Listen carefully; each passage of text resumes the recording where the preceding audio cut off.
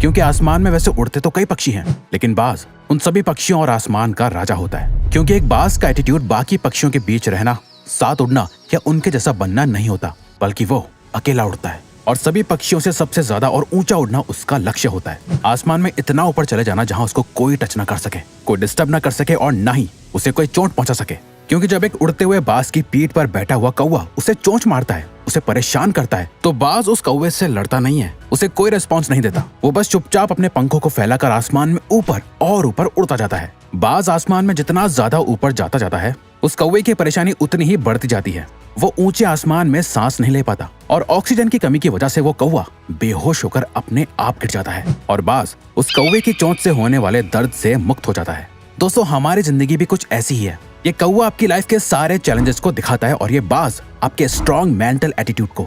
एक बाज ही की तरह जिंदगी के आसमान में मुश्किलों के बादलों को अपने पंखों से चीरते हुए ऊंचा उड़ना सीखो, ताकि आपके ये सारे चैलेंजेस अपने आप ही गायब हो जाएं।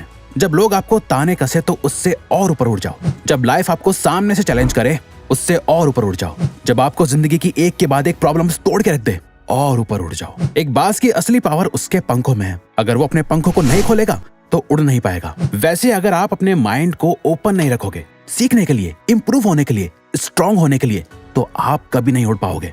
एक बाज बनने के लिए आपको बाज के मेंटल एटीट्यूड को सीखना होगा, बाज जैसे मेंटालिटी और माइंडसेट को डेवलप करना होगा। बाज को तूफान पसंद होते हैं।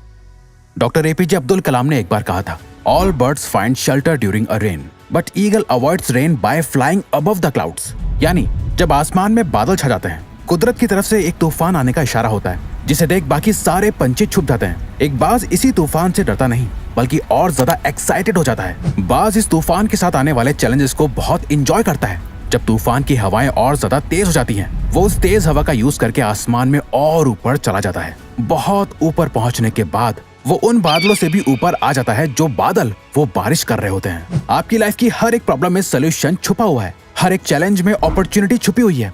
जब आप इन प्रॉब्लम्स और चैलेंजेस से ऊपर उठ जाओगे, तब आपको कई सारी अपॉर्चुनिटीज दिखाई देंगी।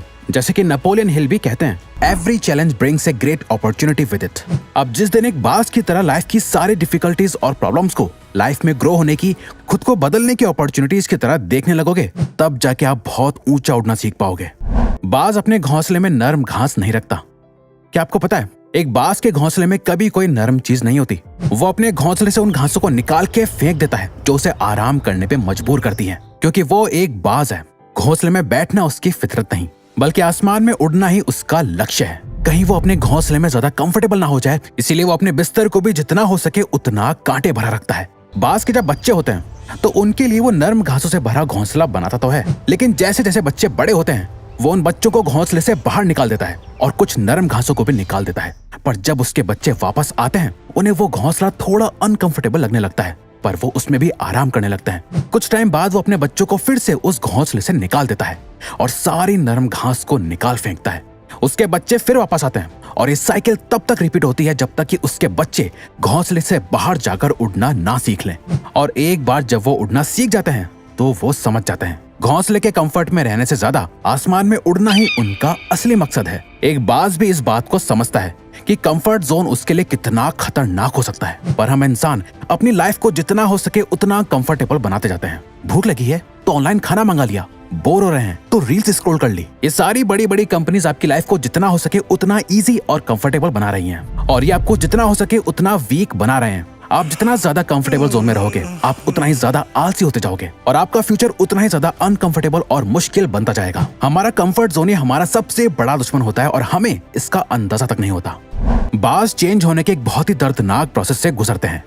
बाज का अपनी स्पीशीज यानी पक्षियों में सबसे लंबा लाइफ स्पैन और उम्र होती है, जो कि 70 साल तक जिंदा रह सकता है। लेकिन इसी एज तक पहुंचने के लिए उन्हें एक बहुत ही पेनफुल और दर्दनाक प्रोसेस से गुजरना होता है, जो एक तरह से उन्हें एक दूसरी जिंदगी देता है। 40 की उम्र तक आते आते एक बाज के लंबे और नुकीले नाखून कमजोर हो चुके होते हैं, जिससे वो अपने शिकार को पकड़ नहीं पाते। उसकी नुकीली चोंच अब मुड़ चुकी होती है, उसके पुराने सारे पर उसकी छाती से चिपक जाते हैं, जिससे उसे उड़ने में बहुत दिक्कत आती है। अब बाज को एक चॉइस लेनी होती है, या तो वो ऐसे ही मर जाए या फिर अपने आप को एक पेनफुल प्रोसेस से गुजार कर बदला जाए, जिसे करने के लिए वो अपने घोंसले में जाता है और अपनी चोंच को तब तक पत्थर पे जोर जोर से मारता है जब तक कि वो टूट नहीं जाती। फिर वो अपनी चोंच के दोबारा बड़े होने का इंतजार करता है और चोंच ग्रो होने के बाद उस चोंच का यूज करके अपने नाखून उखाड़ देता है और उनका दोबारा ग्रो होने का इंतजार करता है। जब ये हो जाता है उसके बाद वो अपनी चोंच और पंजों से अपने पंखों में से मोटे मोटे फेदर्स यानी पंखों को तोड़कर निकाल देता है और सिर्फ हल्के फेदर्स को रखता है। इसके बाद बाज अपने रिबर्थ की सबसे पहली उड़ान भरता है और खुद को जीने के 30 और साल दे देता है। बाज अकेला ही क्यों उड़ता है? एक बाज बाकी सारे पंछियों में सबसे ऊंचा उड़ता है, जिसके लेवल को कोई दूसरा पंछी टच नहीं कर सकता। बाज ये मानता है कि वो बाकी सभी पंछियों में सबसे सुप्रीम यानी ऊंची श्रेणी का है, इसीलिए वो हमेशा अकेले ही उड़ना पसंद करता है। एक बाज कभी किसी चिड़िया, कबूतर या कौवे के साथ नहीं उड़ता, या तो वो बाकी बाज के साथ उड़ेगा या फिर अकेले, पर कभी किसी छोटे मोटे पंछी के साथ नहीं रहता। अगर हम सभी पंछी हैं और आपको सभी पंछियों से बेहतर और सुप्रीम बनना है तो आपको अपने आसपास के सभी छोटे मोटे पंछियों यानी छोटी सोच और कम एबिलिटी वाले के साथ नहीं, उनसे ऊंचा उड़ना सीखो। अगर आप लाइफ में कुछ बड़ा करना चाहते हो तो उन लोगों से दूर जाना होगा जिनकी सोच ही छोटी है, जो कभी कुछ बड़ा सोच ही नहीं सकते। जो लोग आसमान में ऊंचा नहीं उड़ना चाहते वो आपको भी जमीन पर ही रखेंगे, बेशक आप अकेले क्यों ना पड़ जाओ। अगर आप ऊंचा उड़ना चाहते हो तो आपको उन लोगों से ऊपर उठना पड़ेगा जो लोग खुद तो नीचे ही रहते हैं और आपको भी ऊंचा उड़ता हुआ नहीं देखना चाहते। एक बाज की तरह स्ट्रॉन्ग विजन डेवलप करो।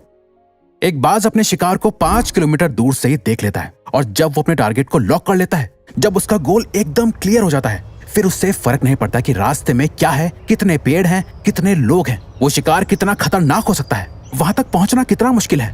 वो कुछ भी करके अपने शिकार को पकड़ ही लेता है और अपने गोल को अचीव कर लेता है। एक बाज कभी इस बात को लेकर परेशान नहीं होता कि उससे अपना खाना कैसे मिलेगा, वो सरवाइव कैसे करेगा, किसी ने उसके लिए कहीं पानी भर के रखा है या नहीं, उसके लिए खाना डाला है या नहीं। वो बस उड़ता है और अपने खाने की तलाश में निकल जाता है। अपने शिकार का वेट नहीं करता कि वो खुद चल के उसके पास आएगा, नहीं, बल्कि सही मौका देखते ही उस पर हमला कर देता है। इस मेंटल एटीट्यूड की वजह से ही एक बाज 70 साल तक सरवाइव कर पाता है, बाकी पंछियों की तरह भूखा नहीं मरता। आपको भी अपनी लाइफ का एक विजन तैयार करना होगा। आप जो चाहते हो उसके लिए काम करना होगा। कोई सामने से आकर आपकी लाइफ नहीं बदलने वाला। आपको खुद अपनी लाइफ की रिस्पॉन्सिबिलिटी लेके खुद को चेंज करना होगा। एक बाज कभी भी मरे हुए जानवरों को नहीं खाता। एक बाज कभी मरे हुए जानवर को नहीं खाता, वो हमेशा अपने लिए एक फ्रेश शिकार करता है। बाज का ये माइंडसेट हमें सिखाता है कि हमारा पास्ट हमारे लिए मर चुका है, पास्ट में हुई सभी चीजें जा चुकी हैं, आपके हाथ में बस आपका आज है।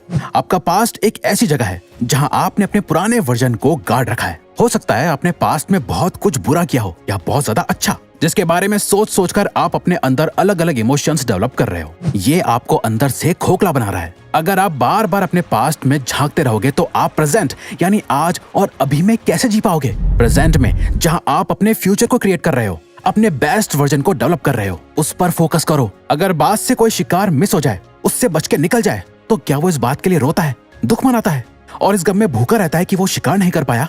नहीं, बल्कि वो फौरन अपने अगले शिकार को ढूंढने निकल जाता है।